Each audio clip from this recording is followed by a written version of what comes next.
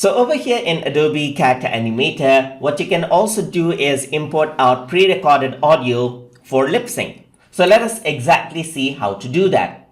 And to do that, first of all, I'm going to open up Audition, where I'm going to record my audio to be imported in Character Animator. So I'm going to hit the record button right here, and I'm going to choose the settings right here. And if you don't know how to use Audition, you might want to take a look at my course on Audition as well through the playlist option. So I'm just going to go around over here, select 44,100 and mono and 16-bit depth audio for this project. And I'm going to press OK. Hello there. So this is a tutorial on how you can lip sync external audio with the character inside of Adobe Character Animator.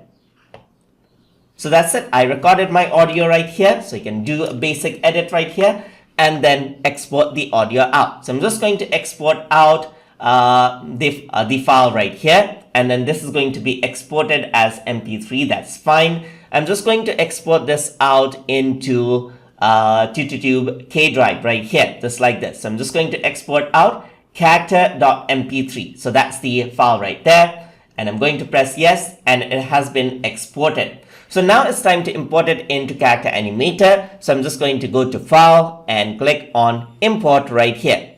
Once I do that, I'm going to go around into TuTube. Let's find out the character audio right here. It's there. So I'm just going to import that out.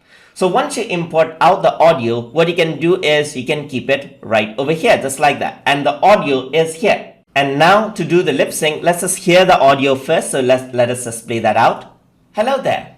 So you can see that there's no lip sync. But if I want the lip sync to happen now, I go to Timeline, and over here you have an option called Compute Lip Sync from Scene Audio. So once I do that, it says select one audio track and a puppet with an audio input parameter arm. So I'm just going to select both of these right here, just like this. Go to Timeline and click on Compute Audio, just like this.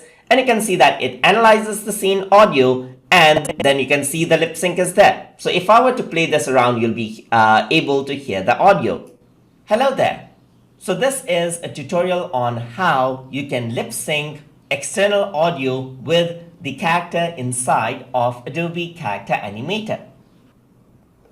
So you can see that it actually lip syncs it out just like that once you do that. So you have pre-recorded audio, you can bring it in, and the lip sync is done for you just like that.